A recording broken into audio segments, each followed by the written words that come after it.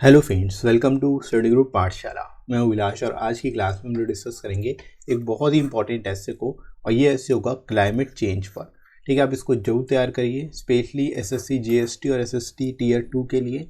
और ये काफ़ी ज़्यादा इंपॉर्टेंट टॉपिक हो सकता है आप सभी के एग्जाम के पॉइंट ऑफ व्यू से, इसलिए आप इसको जरूर तैयार करिएगा। इसके साथ ही साथ इसकी कंप्लीट प्लेलिस्ट को वॉच कर लीजिएगा, जिसमें आपको सारे मोस्ट इंपॉर्टेंट टॉपिक्स मिल जाएंगे। राइट, तो इनको आप जरूर तैयार करिए। इसके साथ ही साथ फ्रेंड्स, आप इन बुक्स को ले सकते हो जो आपको हिंदी इंग्लिश दोनों में मिल जाएंगी। आपको दोनों ही बुक्स को ले लेना है। यहाँ पर आपको 70+ टॉपिक्स मिल जाते हैं कवर करने के लिए, जिनको आप तैयार कर सकते हो। विद इन वर्ड लिमिट सारे के सारे टॉपिक मिलेंगे। सारे टॉपिक्स अराउंड 500 वर्ड्स में कवर कराए गए हैं। लेटेस्ट पैटर्न पर बेस्ड होंगे और जितने लेटेस्ट टॉपिक्स हैं वो भी इनमें इंक्लूड हैं, और जो ट्रेडिशनल टॉपिक्स हैं वो भी आपको मिल जाएंगे। तो इन टॉपिक्स को अगर आप तैयार कर लेते हो तो कोई भी एग्जाम में मिलता है टॉपिक आपको, तो उसको आप कर पाओगे आसानी से। राइट, और लोएस्ट कॉस्ट में बुक आपको मिल जाएगी। एडिशनल 30% डिस्काउंट भी मिल जाएगा। तो डिस्क्रिप्शन में दोस्तों लिंक दिया गया है, वहाँ से जाके आप डिस्काउंटेड रेट्स पे इन बुक्स को ले सकते हो। राइट फ्रेंड्स, तो आप इनको जरूर लीजिए और तैयार करिए अपने एग्ज़ाम को और भी ज़्यादा बढ़िया तरीके से। राइट, तो चलिए शुरुआत करते हैं आज की क्लास।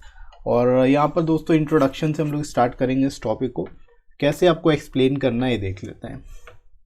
दोस्तों, climate change is a change in the climatic condition on earth. ठीक है, सिंपल वे में आप डिफाइन कर सकते हो कि क्लाइमेट चेंज क्या है। एक तरह की क्लाइमेटिक कंडीशन है अर्थ पर। ठीक है, there is a frequent variation in the weather, however climate change is known to occur only if these variation last for a few decades.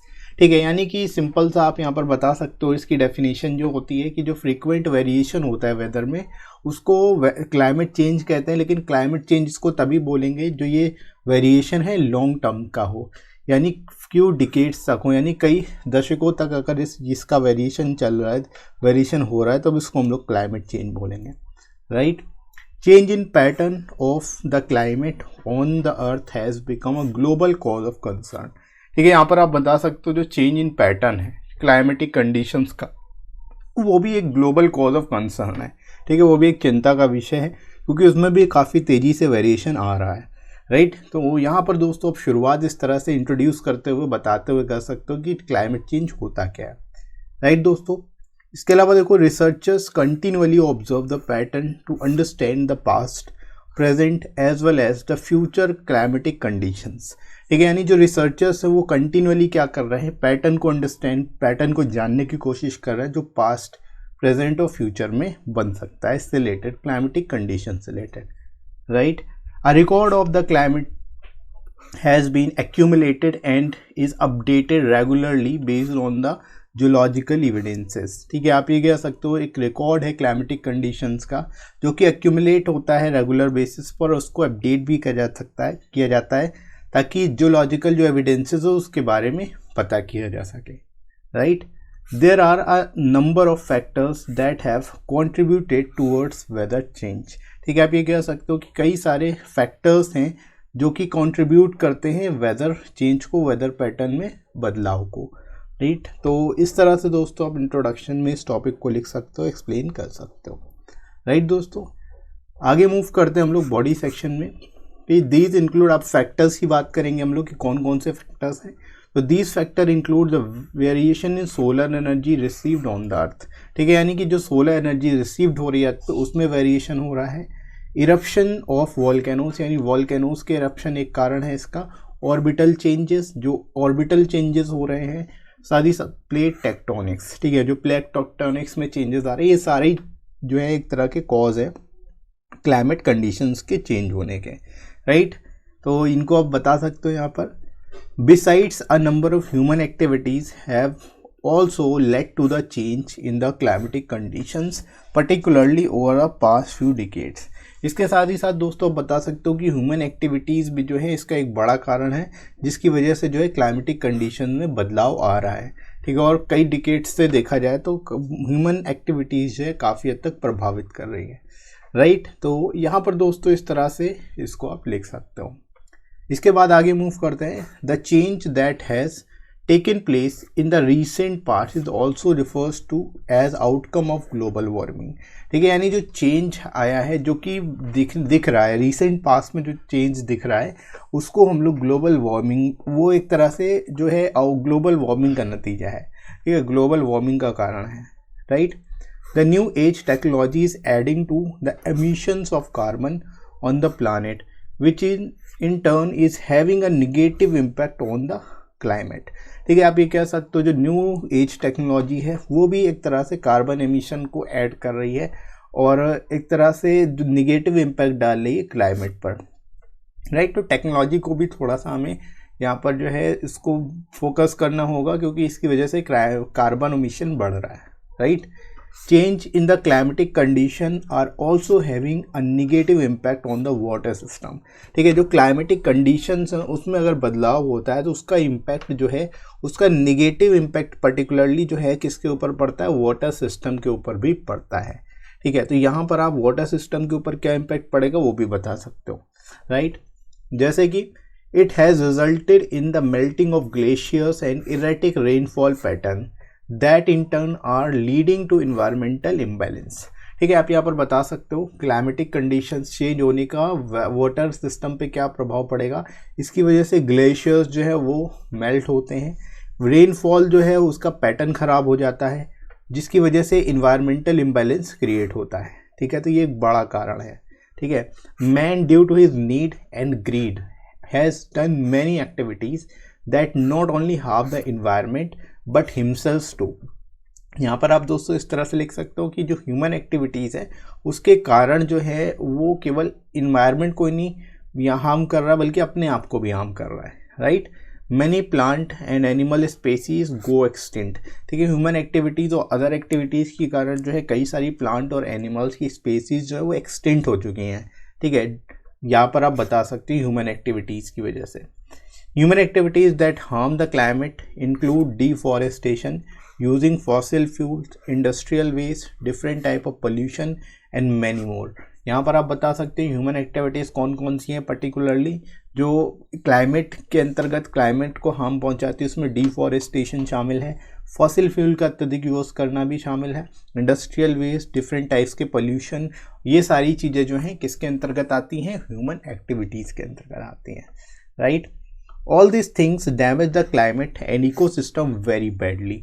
अब ये कह सकते हो ये सभी चीज़ें जो हैं हमारे इकोसिस्टम को बहुत ही बुरी तरह से प्रभावित करती हैं और क्लाइमेट को भी बहुत बुरी तरीके से इम्पैक्ट करती हैं, right. And many species of animals and birds got extinct and on the verge of extinction due to hunting. इसके साथ ही साथ आप ये भी बता सकते हो कि बहुत सारी जो स्पेसीज़ है एनिमल्स और बर्ड्स की वो एक्सटिंक्ट हो गई हैं और कुछ तो on the verge of extinction यानी ख़त्म ही होने वाली है।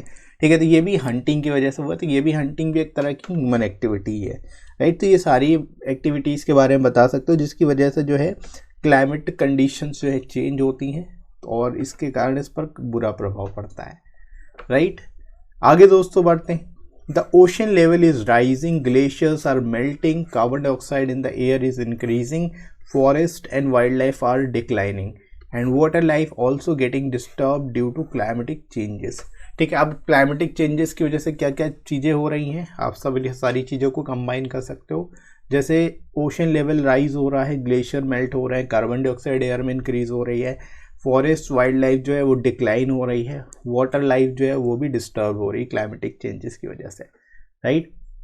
Apart from that it is calculated that if this change keeps on going many species of plant and animals will get extinct and there will be a heavy loss of to the environment। ठीक है, आप ये कह सकते हो कि अगर ये जो चेंज हो रहा है इसी तरह से चलता रहा, क्लाइमेट चेंज इसी तरह से अगर चलता रहा तो बहुत सारी स्पेसीज जो है प्लांट्स और एनिमल्स की है वो एक्सटेंड हो जाएंगी और इसका सबसे ज़्यादा प्रभाव जो है हमारे इन्वायरमेंट पर पड़ेगा, सबसे ज़्यादा लॉस होगा वो इन्वायरमेंट को होगा, राइट। तो यहाँ पर दोस्तों आप इसके रिजल्ट के बारे में बता सकते हो, आउटकम के बारे में बता सकते हो, right। If we don't do anything and things continue to go on like right now, then a day in future will come when humans will become extinct from the surface of the earth। ठीक है, यानी कि अगर इसी तरह से चलता रहा, अगर हमने इसके रिगार्डिंग कुछ नहीं किया और इसी तरह से जो चीज़ें हैं वो चलती रहेंगी तो फ्यूचर में एक दिन ऐसा आएगा जब ह्यूमंस ही अर्थ से एक्सटिंक्ट हो जाएंगे, ख़त्म हो जाएंगे। ठीक है, तो यहाँ पर दोस्तों इस तरह से यहाँ पर आप बता सकते हो इसके regarding. But instead of neglecting these problems we start acting on them, we can save the earth and our future. ठीक है, यानी कि हमें निगलेक्ट करने की बजाय अगर हम प्रॉब्लम्स को एक्ट करें, उन प्रॉब्लम्स को समझें और उस पर एक्ट करें, तो इससे क्या है, हम अपने अर्थ और फ्यूचर को बचा सकते हैं। राइट, तो इस तरह से दोस्तों आप इस टॉपिक को लिख सकते हो बहुत ही बढ़िया तरीके से, और ये आई होप आपको समझ में आ रहा होगा। राइट, इसके बाद फाइनली मूव करते हैं हम लोग कंक्लूजन की ओर। Although humans mistake has cause great damage to the climate and ecosystem, but it is not late to start again and try to undo what we have done until now to damage the environment।